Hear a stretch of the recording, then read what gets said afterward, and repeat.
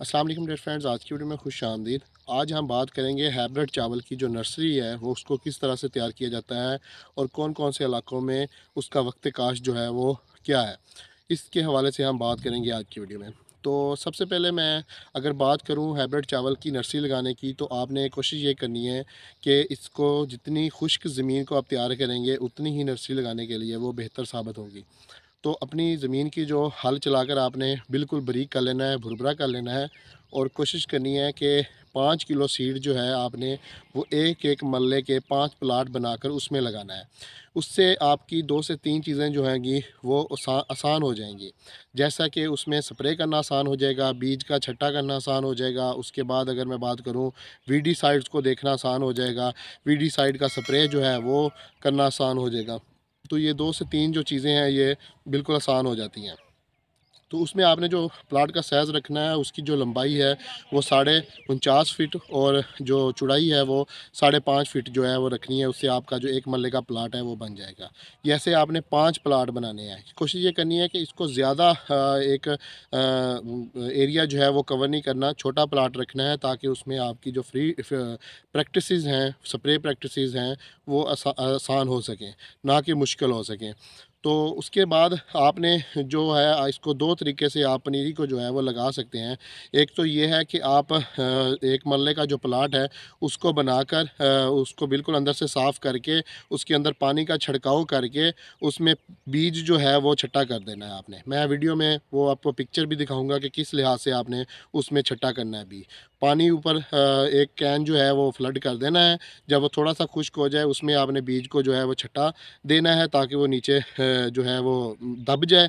और फिर जो है आपने उसके ऊपर जो है वो फार्म यार्ड मैन्योर या जो है आपने ऑर्गेनिक मैटर या जो है सवा जो है जिसे हम जो बर्नड लकड़ियाँ जो हैं उनका जो लेफ़्ट ओवर है जिसे सवा कहते हैं वो आप उसके ऊपर डाल सकते हैं। और ऐसे डालना है कि सीड जो है वो बिल्कुल जो है वो कवर हो जाए, ना कि वो कवर अप हो जाए। और आपने फिर जो पानी से जो टुक्का खोलना है उसमें आगे आपने कोई चीज़ लगा देनी है ताकि जो उसका प्रेशर है वो ज़्यादा ना हो और आपका बीज जो है वो एक जगह के ऊपर जो है वो इकट्ठा ना हो। इस अमल से आप जो है अपनी जो जर्मिनेशन है वो 90 प्लस ले सकते हैं। याद रहे कि 90 प्लस जर्मिनेशन ही अगर आप लेंगे तो आपके 80,000 पौधे जो हैं 1 एकड़ लगाने के लिए काफ़ी होंगे, क्योंकि इसके प्लांट टू प्लांट डिस्टेंस जो है वो 6 इंच से 9 इंच तक रखा जा सकता है। अगर आप ज़्यादा इसकी प्लांट टू प्लांट डिस्टेंस जो है रखेंगे तो आपका जो है वो सीड बच जाएगा। अगर जो आप कम रखेंगे तो जो सीड है वो कम पड़ जाएगा 5 केजी। अगर आपकी जर्मिनेशन जो है वो कम होती है तो आपका जो सीड है वो पूरा नहीं आएगा 1 एकड़ लगाने के लिए। तो इसके अलावा अगर मैं बात करूं दूसरे तरीके की, दूसरे तरीके में आपने एक एक मरले का जो आपने एक प्लाट बनाना है उसके अंदर आपने पानी को छोड़ देना है। जब पानी उसके अंदर बिल्कुल रुक जाए फिर आपने टुक्के को बिल्कुल बंद करके और उसके अंदर जो है आपने बीज को ऐसे छटा देना है कि हर जगह पर इक्वल जो है वो बी पड़ जाए। उसके बाद आपने उसके ऊपर रूढ़ी का छट्टा देना है, फार्म यार्ड मैन्योर का या सवा का आप उसके ऊपर छट्टा दे सकते हैं ताकि आपका जो ऊपर से सीड है वो कवर हो जाए और आपकी जो स्प्राउटनिंग है वो बेहतर तरीके से हो सके। तो ये 2 तरीके जो हैं आप ये करके अपने जो अपने जो सीड के प्लांट है 80,000 पौधा है वो आप पूरा कर सकते हैं। ये दोनों तरीके जो हैं वो फ़ीज़िबल हैं। अगर आपका जो रकबा है वो रेतला है तो वहाँ पर जो है आप उसको ट्रेज़ में भी लगा सकते हैं कि वहाँ पर पानी अगर पनीरी के लिए नहीं खड़ा हो रहा तो वो ट्रेज़ जो आजकल आई हुई हैं सीडलिंग ट्रेज़ जो आई हुई हैं उसमें भी आप जो है वो एक पौधा एक खाने में रख कर उसके आप मुख्तलिफ जो वो रैक्स हैं उसमें आप लगा सकते हैं। वो भी एक बेहतर तरीका साबित हो रहा है। वो एक मशीनी तरीके से अगर हम उसको ट्रांसप्लांट करते हैं तो वो ज़्यादा फ़ीज़िबल साबित होता है, बजाय ऐसे अगर हम हाथ से उखाड़ते हैं तो वो फ़ीज़िबल नहीं साबित होता।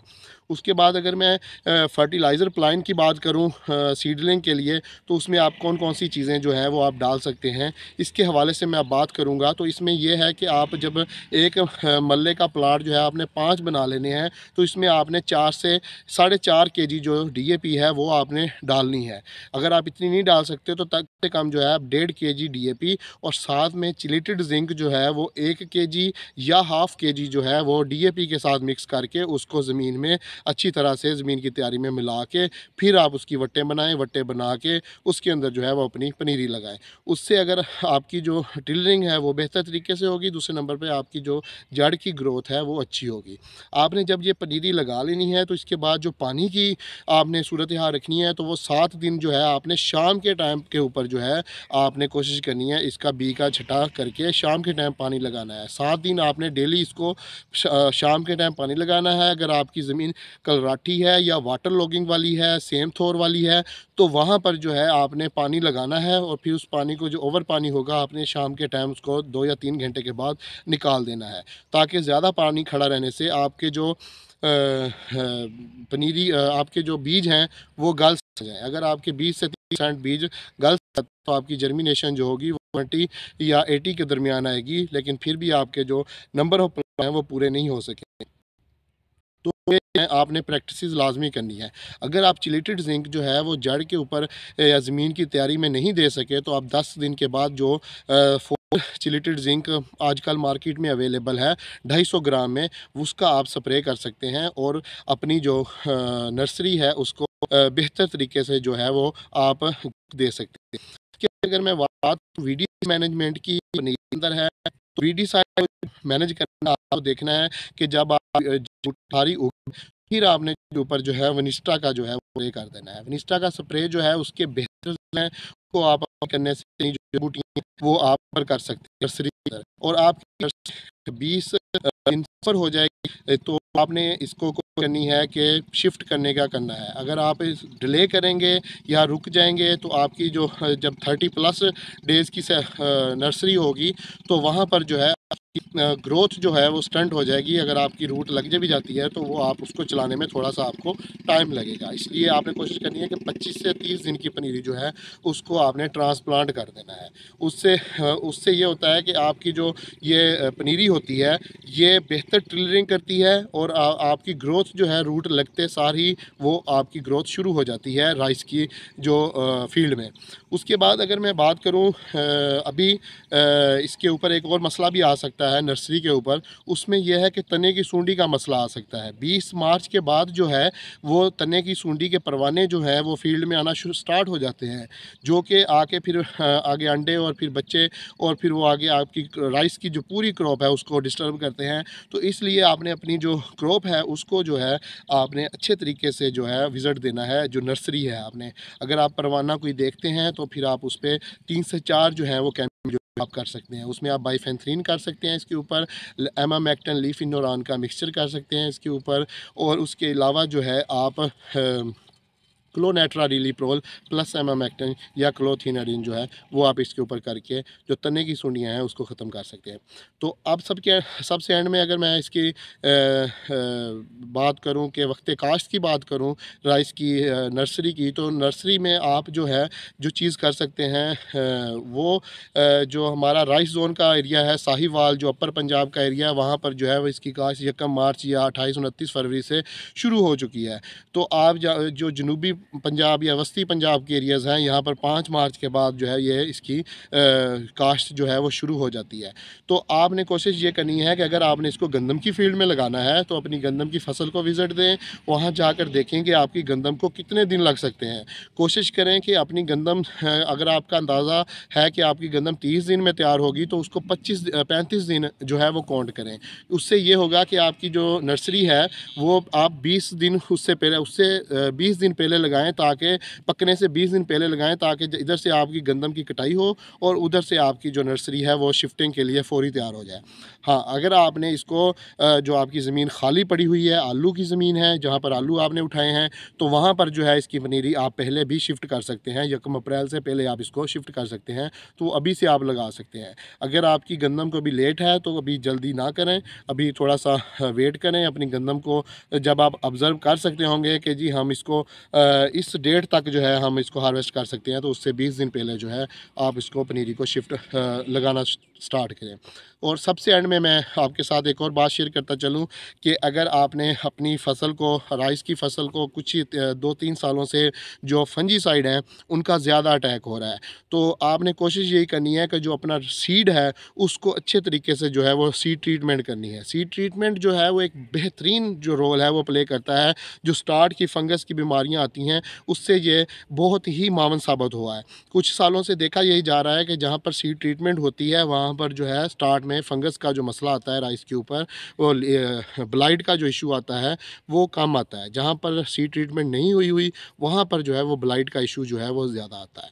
तो ये 5 से 6 जो प्रैक्टिसेस हैं आप करके अपनी जो नर्सरी है उसको अच्छे तरीके से जो है आप उगा सकते हैं। और याद रहे कि 80,000 पौधा जो है आप 1 एकड़ में लगाएँगे तो ही आपकी एवरेज जो है 100 से 120 मन के दरमियान आएगी। अगर आपके नंबर ऑफ़ प्लांट जो हैं 80,000 से नीचे होंगे तो आपकी जो फ़ी एकड़ पैदावार है वो कभी भी 100 मन नहीं आएगी। चाहे आप जितना भी खर्चा कर लें इसके ऊपर, तो वो आपकी पैदावार नीचे ही रहेगी। आपने कोशिश यही करनी है कि अपनी नर्सरी जो है उसको बेहतर तरीके से लगाना है और उसकी निगहदाश्त जो है वो बेहतरीन तरीके से करनी है। तो मेरी बात का ये खुलासा है एंड में मैं आपको बताता चलूँ कि अपनी जो नर्सरी है आपने उसकी बेहतरीन तरीके से उसको काश्त करना है।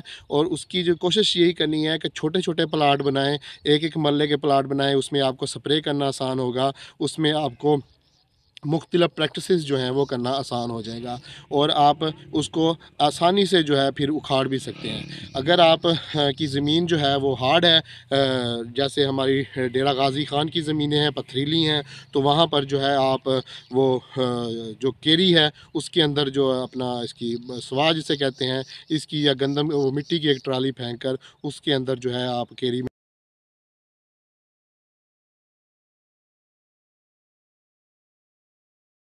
मैं आपको बताता चलूँ कि अगर आप कलराठी ज़मीनों के ऊपर हाइब्रिड चावल लगाना चाह रहे हैं तो उसके लिए जो नर्सरी लगानी है आपने वो एक अच्छी ज़मीन में लगानी है ताकि उसकी रूट जो है वो अच्छे तरीके से डेवलप हो सके। क्योंकि अगर आप कलराठी ज़मीनों में लगाएंगे पनीरी तो उसकी जो रूट होगी वो अच्छी डेवलप नहीं होगी, वो नीचे से 1 या 2 उसके रूट हेयर्स होंगे और वो बिल्कुल जो है एक पसमानदा रूट में रूट होगी। तो आपने कोशिश करनी है जो रूट नर्सरी लगानी है उसको एक अच्छी ज़मीन में लगाना है, फिर उसको निकाल के फिर आप उसको कलराठी ज़मीन में जो है आप मुंतकिल कर सकते हैं। और दूसरे नंबर पे आपने जो चीज़ याद रखनी है, कलराठी ज़मीन में जब ट्रांसप्लांट करनी है तो आपने उसको कभी भी कद्दू नहीं करना। उस फील्ड को कद्दू करने से जो नमकियात होते हैं वो नीचे नहीं जाते और आपका जो रूट ज़ोन है वो मुतासर होता है। तो हम इंशाल्लाह नेक्स्ट वीडियो में ये आपको बताएंगे कि ट्रांसप्लांट इसको कैसे करना है, वो भी हम कुछ दिनों में आपको इंशाल्लाह वीडियो की शक्ल में हमारे चैनल पे दस्तयाब होगी। तो वो मिट्टी अच्छी तरह से मिक्स करके आप उसमें आप पनीरी लगा सकते हैं। और याद रहे कि हाइब्रिड हाइब्रिड राइस जो है ये कलराठी ज़मीनों के लिए एक बहुत ही अच्छी चीज़ है। इसको आप लगाएं और अपने जो फ़ी एकड़ जो पैदावार है अपने मुल्क की उसको बढ़ाएं और साल में आप इससे 3 फसलें जो हैं वो आसानी से ले सकते हैं। उसके बाद अगर मैं बात करूं एंड में आखिरी बात मैं आपको बताता चलूं तो आपने कोशिश यही करनी है कि कलराठी ज़मीनों में कमाद लगाने की बजाय हाइब्रिड चावल लगाएं, फिर आगे कैनात लगाएं, फिर आगे गंदम लगाएं। उसमें से अगर आपकी 2 भी फसलें कामयाब हो जाती हैं तो आपका माशी जो फ़ायदा होगा वो बहुत ज़्यादा होगा। इंशाअल्लाह ताला ऐसी ही मज़ीद वीडियो के लिए हाज़िर होंगे। तब तक के लिए हमें इजाज़त दीजिए। शुक्रिया।